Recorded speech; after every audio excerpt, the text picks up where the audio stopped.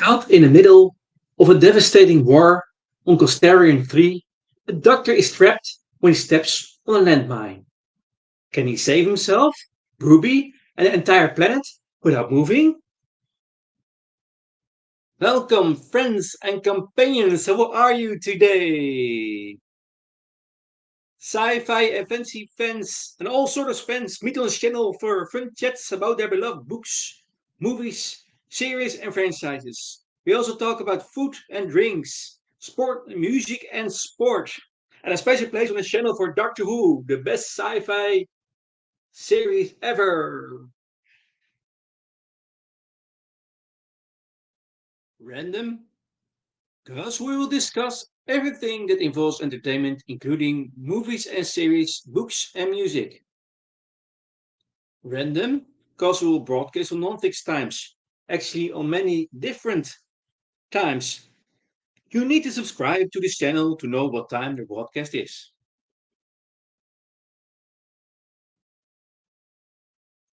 Random, also, we have no guests or different guests. It depends who wants to join me in the live stream or panel. If you want to join me in a live stream, feel free to contact me via Discord or YouTube, and we will look what is possible. The Discord server is called Random Entertainment Channel Tag Doctor Who. So cheers, mate. Have lots of fun. Your host, Enigmatic Joker, that's me. So, today we will do a 15th Doctor story called Boom. Boom is the third episode of series 14 or season 1 of Doctor Who. It was released on May the 17th of 2024 on Disney Plus, but broadcasted on May the 18th, 2024 on BBC One. Spoiler alert. If you haven't watched this story yet, I highly recommend you to watch this first before you listen further to this live stream / video. So I'll give you some time to decide.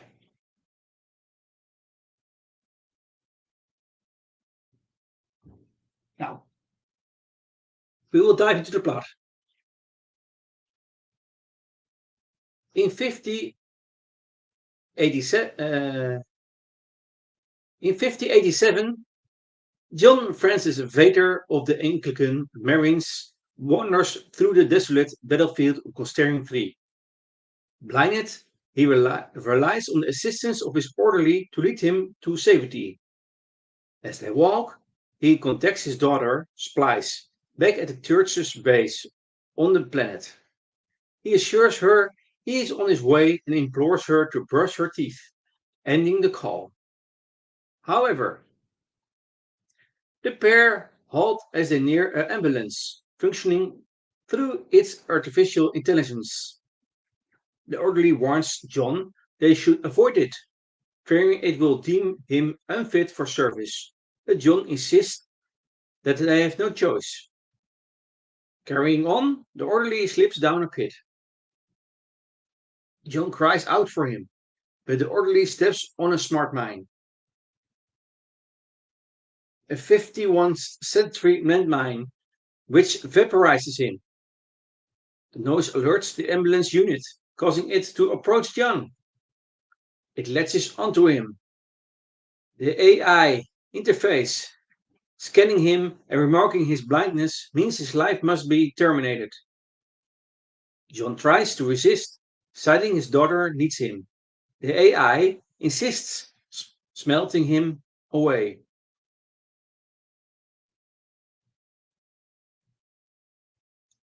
Not far from the area, the Doctor hears John cries within his TARDIS. Opening the doors, the Doctor races out to the field, ordering Ruby to follow. However, the Doctor lands on a landmine himself, the green scanner counting down. Doctor begins to sing the Skyboat song. Hearing the song, Ruby approaches him, finding the Doctor stood with one leg on the landmine and one leg in the air. The Doctor remarks he used the song to calm himself to prevent the detonation, believing the mine is scanning for signs of life to determine what has stoof on it. By calming himself, he's tricking the mind into thinking he is not there. But one wrong move and boom! So, the doctor instructs Ruby to go find a rock or something else heavy so that he can counterbalance his weight when he moves and try and put his foot down. Ruby finds a strange heavy object that she assumes to be an urn. However, soon finds out it's the compressed tissue of a soldier. The doctor sees that Ruby has found the urn-like object and asks her to throw it into her other hand. But Ruby does so, the doctor calculating it is heavy enough for him to use to counterbalance himself. Confident, he orders Ruby toss it to him. Ruby acknowledges the danger of this move, insists that she hand it to him. The doctor refuses but eventually gives in, agreeing to Ruby's request to sing the song again to maintain a rhythm, so she passes it to him and at the same time he sets his other foot down. They do so. To be continued. To be continued.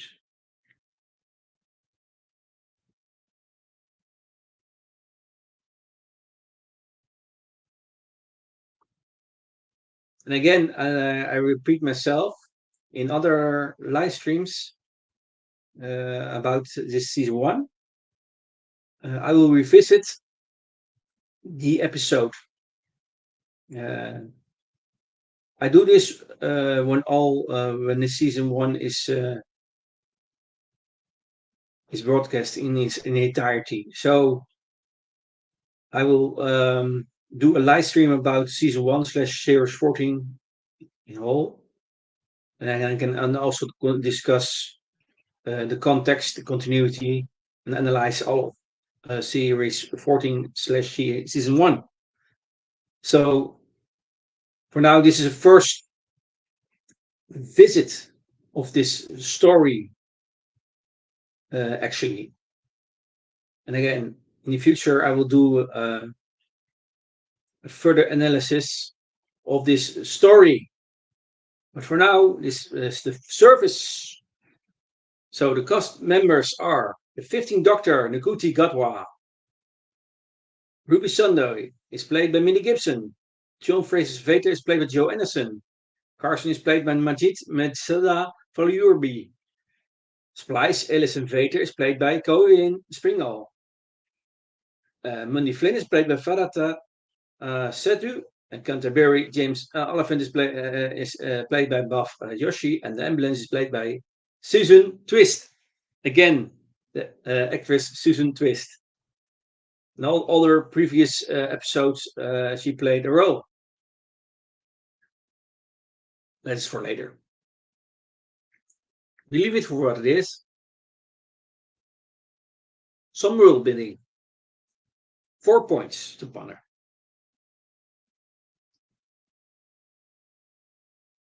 The Doctor mentions that he once attempted to disarm an inactive villain guard smart mine while on the water for a bet at a lesbian, Kim Khanna. He failed to disarm the mine, losing the bet. A second thing is that villain guard has supplied weapons to the Anglican Marines of the church. A third thing is that the Doctor confirms that, quote, the Doctor, end quote, is not his real name, and that he isn't even a real doctor.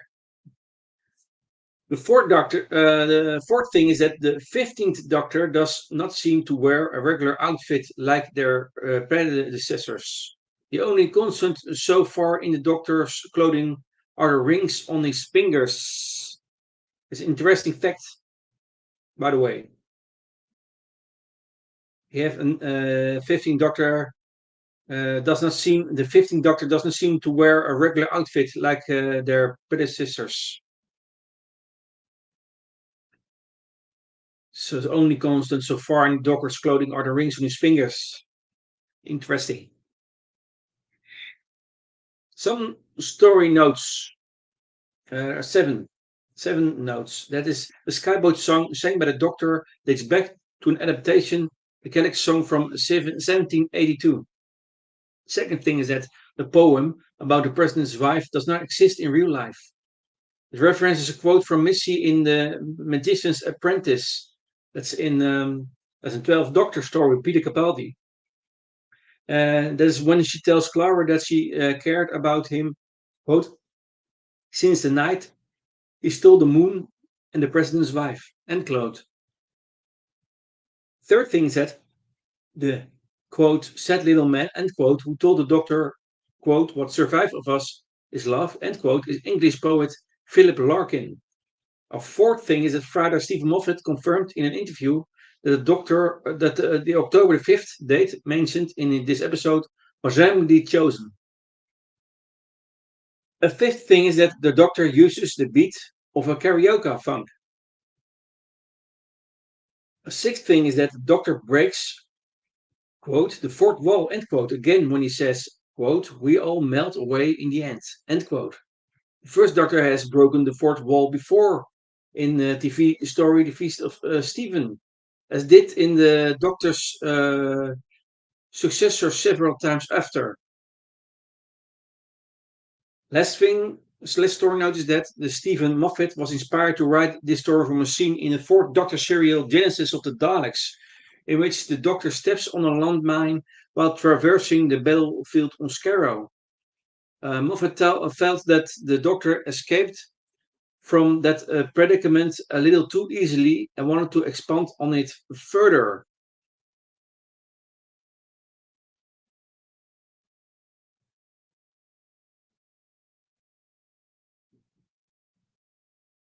The next thing I want to talk about the continuity, but again, I repeat myself in every live stream, is that stories and episodes are, to some extent, linked to each other, are referencing to each other, are related to each other. Again, in Doctor Who, it is for a fan, it is choose your own canon, and we are looking for some. At the same time, I look for some continuity, context, link references. So, a few things to ponder. The Doctor went to Villengard before in his war incarnation. We see that in the comic, the wall thinks bananas. And an event he mentioned to Jack Harkness in his ninth incarnation in the TV story The Empty Child. He later found the planet in ruins. We see that in TV story Twice Upon a Time in the 12th Doctor story. Second thing is that the Doctor sings the Skyboat song. The second Doctor could play the song on his recorder. We see that in the TV story The Web of Fear. As could the Master in The Power of the Doctor. That's 13th Doctor story with Jodie Whittaker. Third thing is that the fourth Doctor had previously stepped on a landmine and had Harry Sullivan place a rock beneath the mine. We see that in the TV story The Genesis of the Daleks. A fourth thing is that the Doctor says he has, quote, met sentient mud, end quote, which he describes as being grumpy. You see that in the TV story The Witch Finders. That's a 13th Doctor story with Jodie Whittaker. A fifth thing is that Missy once mentioned an adventure of the Doctor, quote, stealing the moon and the president's wife, end quote. That's also in the Magician's Apprentice with the 12th Doctor Peter Capaldi. Another thing is that I also recounted, quoted stealing and losing the moon. That's a TV story Hell Bent, also a 12th Doctor story with Peter Capaldi.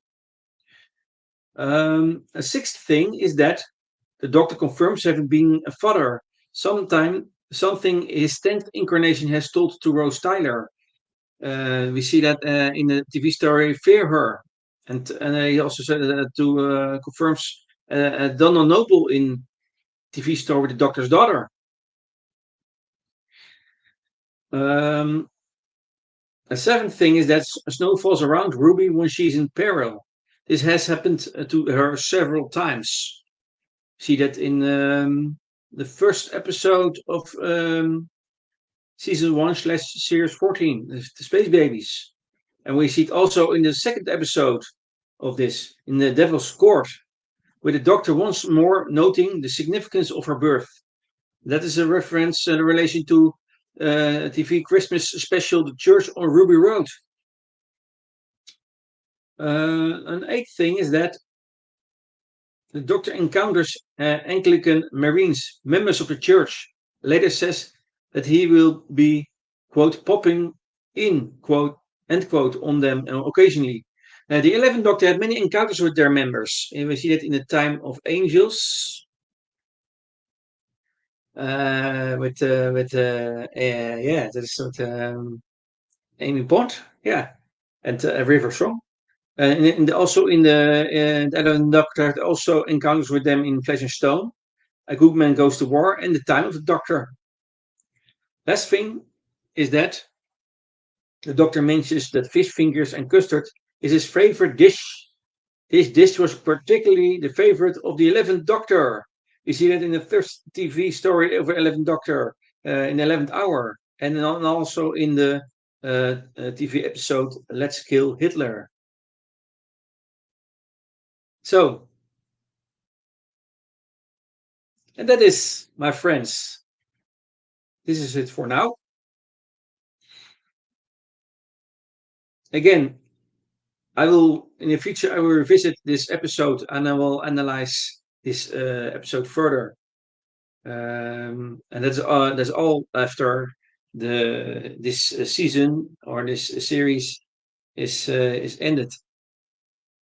And I will do a live stream about in general about the whole series 14 slash season 1, and I will revisit in the future this story with more details. Then we will know more about everything.